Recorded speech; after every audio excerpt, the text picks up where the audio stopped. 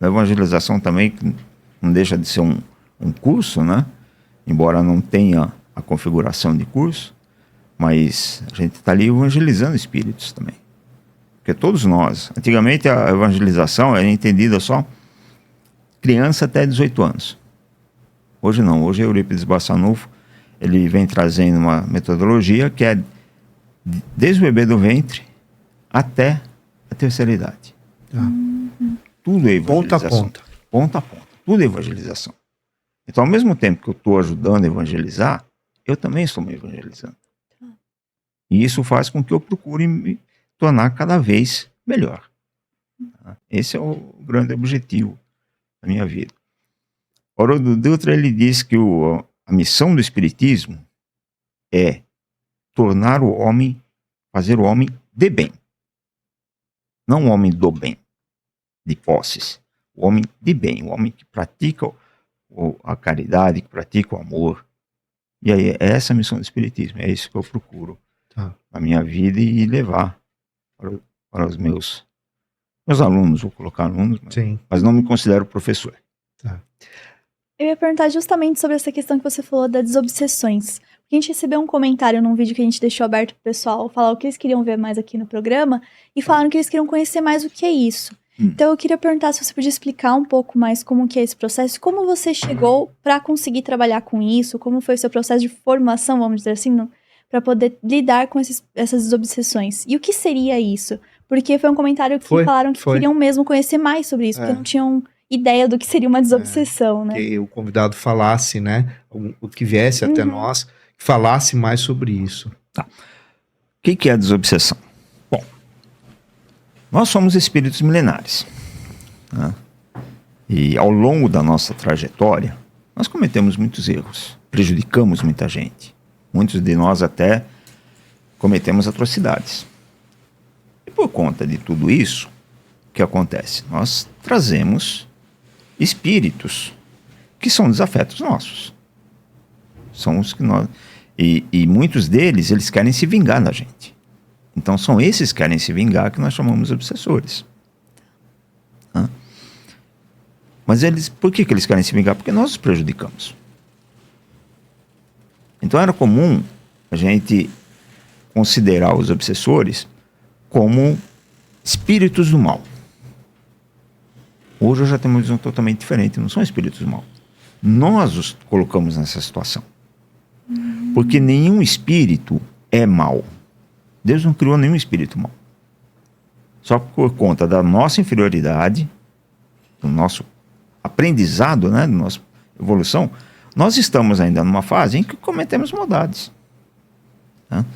Então tem essa questão, nós estamos encarnados e tem espíritos desencarnados que querem nos prejudicar, querem se vingar da gente.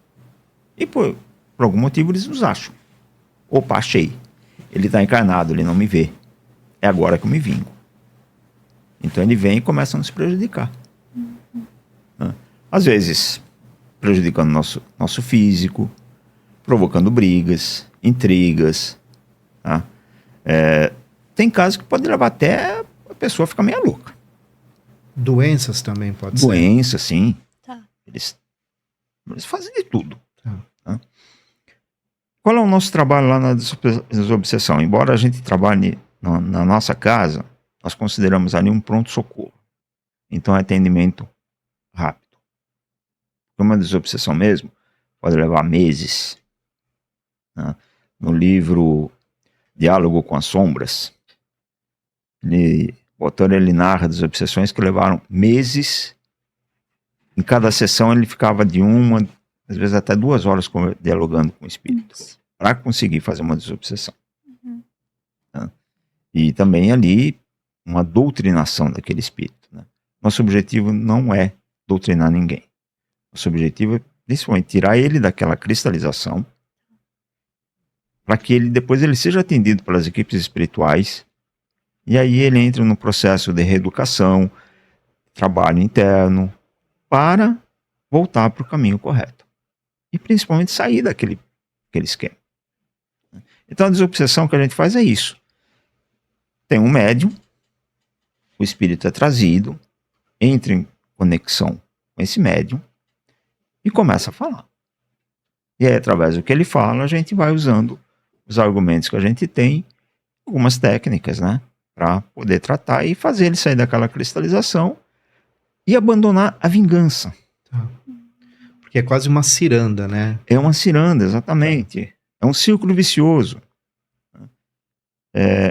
Numa encarnação, um se vinga do outro. Na encarnação seguinte, o outro se vinga de um. Aí volta de novo. E volta, volta, e volta. O que resolve isso?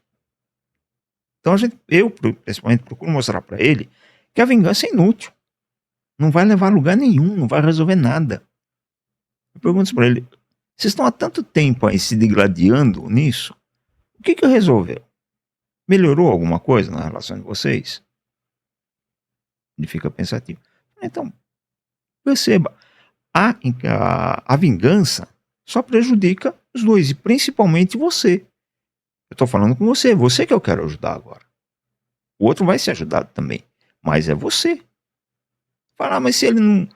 Porque aí eu chego na questão do perdão, né? Que ele precisa aprender a perdoar. Todos nós precisamos. Ele fala, mas se ele não perdoar, é responsabilidade dele.